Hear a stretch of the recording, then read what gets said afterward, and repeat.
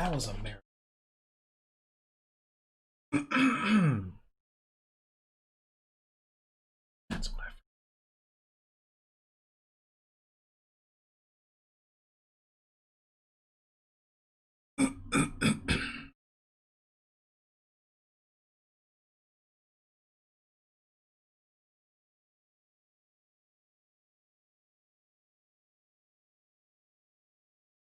All right, so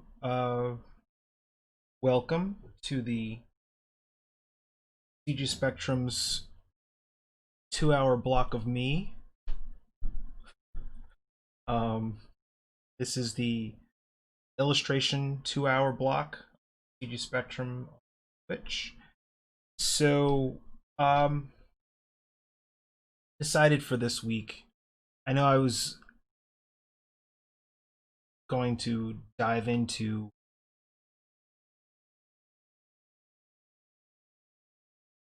fantasy piece or continue a fantasy piece with a dragon and that. Um, I need to get some clay and set up my cameras so that I could potentially sculpt that during the stream. I need to prepare my office space for that, and so I figured I would go back into a painting that I had kind of abandoned a couple weeks ago and just finish it off. So that's what I'm going to do right now. Just finish painting his face. So if anybody has any questions, why the woman with the Fro-hawk again? Is that what we're doing today? That's like the thought in your head. Yes, it's going to be nothing but this for the next 2 hours. Lips. So buckle up.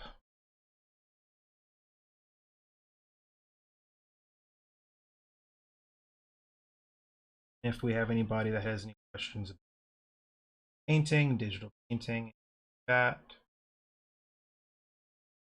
school in general, ask. Otherwise, I'm going to turn on some legal Twitch music that won't get deactivated by YouTube later on. David, hey, glad you're here. All right, so figured I would turn on some music. Just go from there.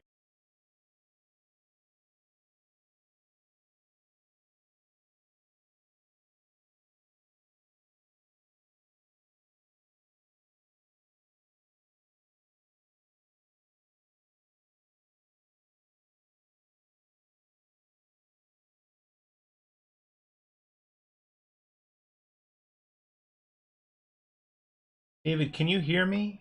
I just want to be sure that my audio. Okay, looks like my settings are all right. So I'm just gonna dive in.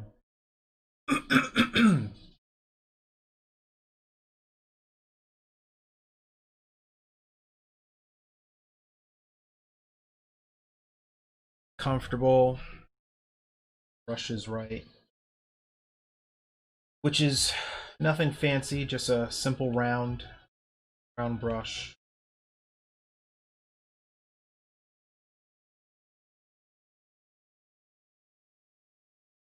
I'd use something a little fancier. Just gonna come in here, this girl, or go as far as I can. I don't know if I'm gonna be. Probably not. But loud and clear. Great. Perfect.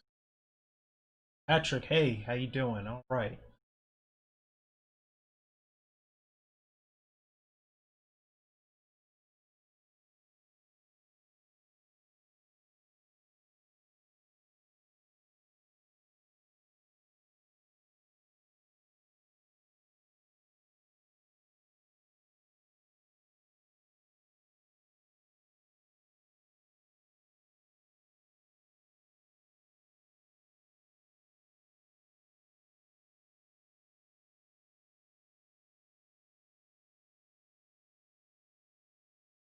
So what I'm doing right now, pretty much painting out the values here, build up the instead of having solid.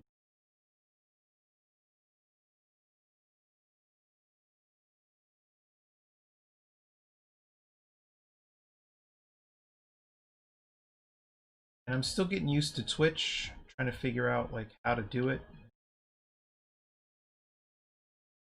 Really, it's more OBS than Twitch. Like just pressing the button and turning on Twitch is not.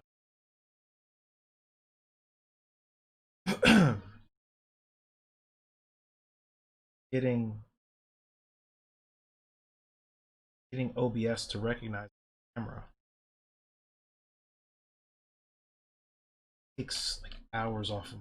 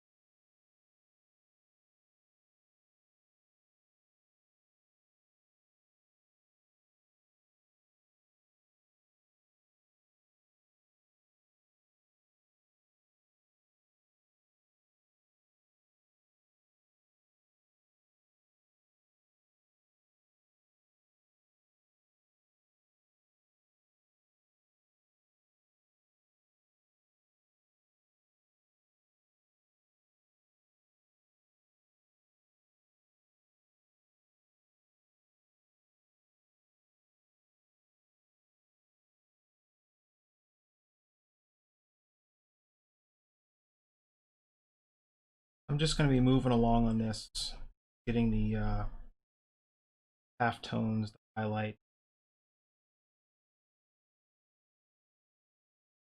Probably won't be. I'm doing okay, Patrick. I'm doing okay. Thank you for joining me.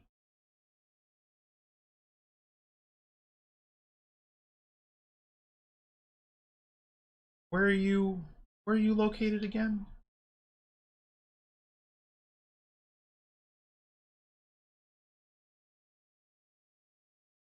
No, one of the regulars was like from Ireland or something. Austria, Austria. Come, hey,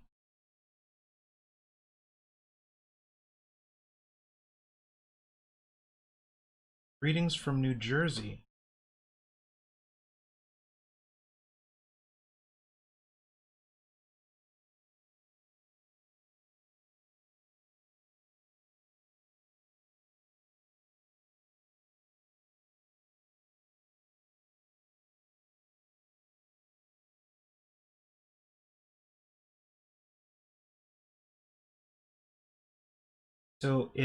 So David, if you're watching this, this is the process that I'm doing for digital painting. The same way that I'm teaching in the video content for the illustration course, uh, as far as blending, positioning my colors, all that stuff.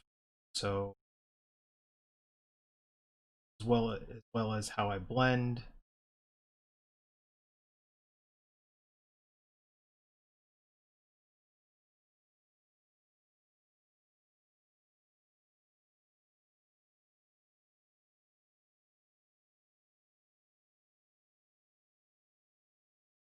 one of my students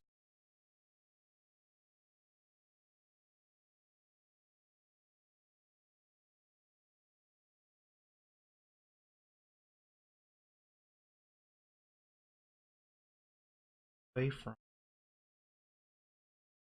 Hey, neat, neat.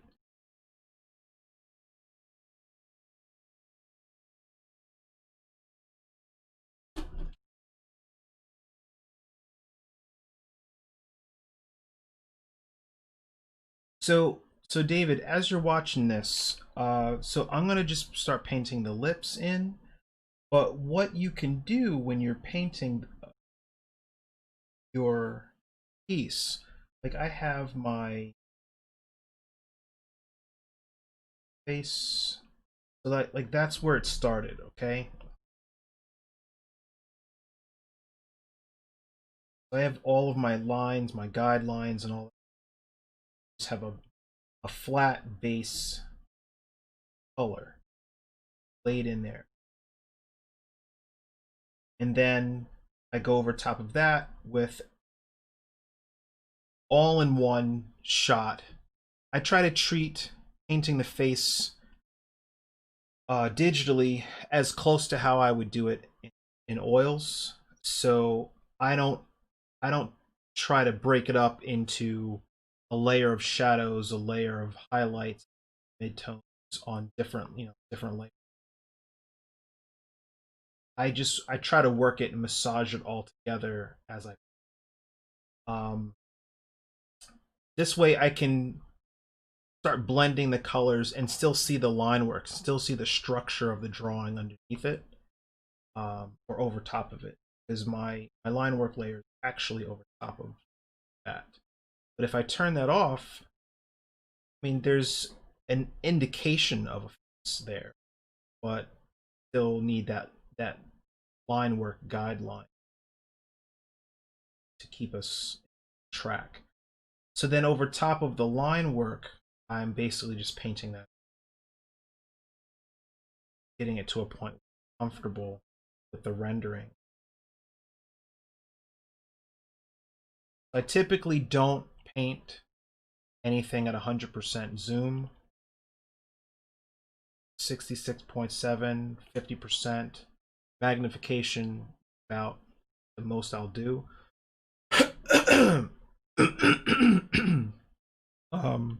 But if you go back into the videos, the illustration playlist on the CG Spectrum site on YouTube, um, you get a chance to understand like why. Well, the best I guess I could just tell you now, since it would save you from having to scroll through, I don't know, 6 hours of footage. Um, so I'm on a Cintiq. I'm a 24 HD Cintiq, and at 100%, our face is a little larger than life size on the screen. But if I pull it back to 66.7, it's a little closer, uh, slightly smaller than life size, and is a little bit more comfortable uh, scale to work at on the screen. That's what I'm.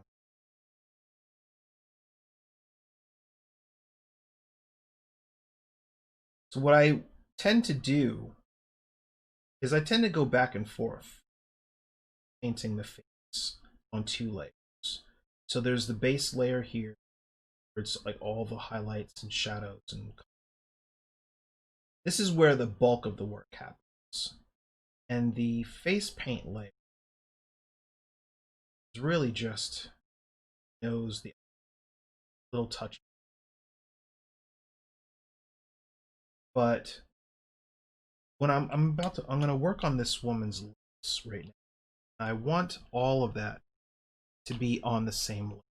I want to be able to massage this and get my colors a harmony. The only way to do that is to paint it all. I could sit here and methodically up very non-destructive way, kind of like what a comic artist would do, but at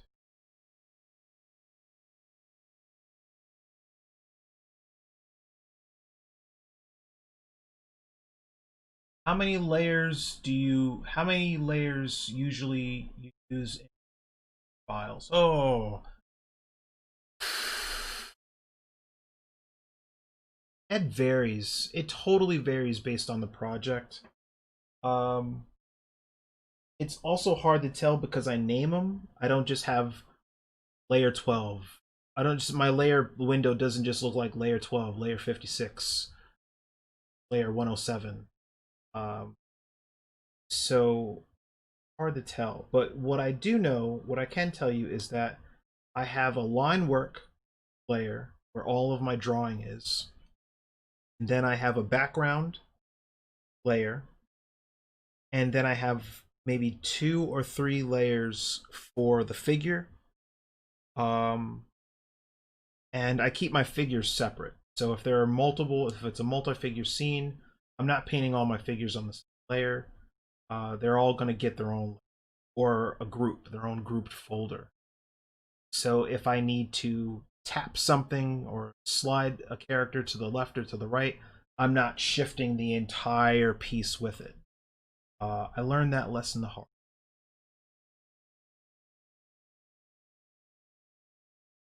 Basically, you have a base layer with color, one of the lights and shadows. Correct.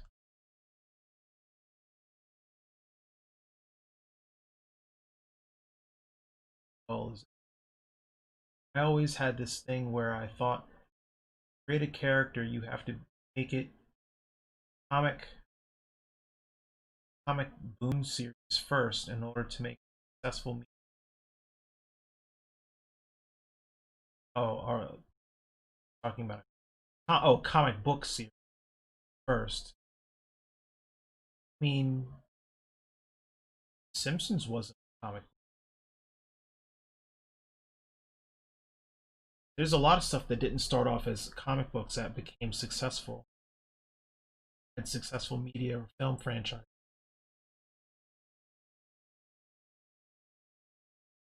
Ron Skull is saying, I'm an aspiring filmmaker and artist who is trying to create an iconic looking character and build it into a media franchise. Okay. Keep going, man. Do it. David, to have shadows and give me tips on how to design your own character.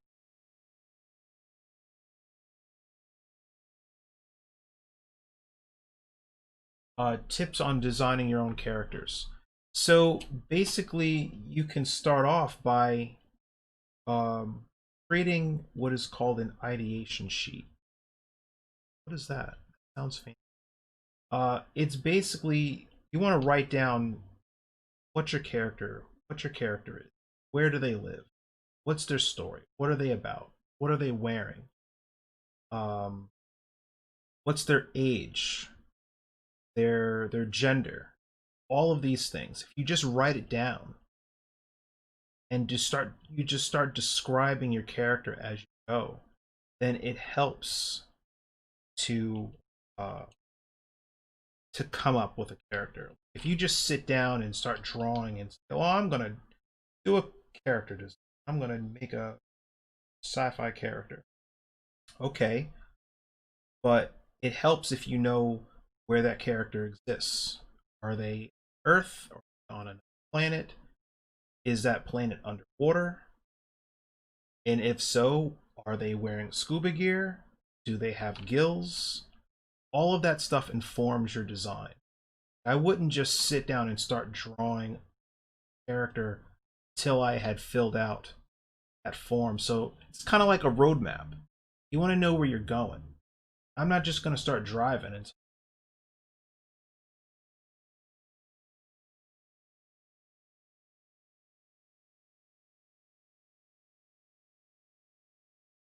reason why you want to change to paint rather than cell shaded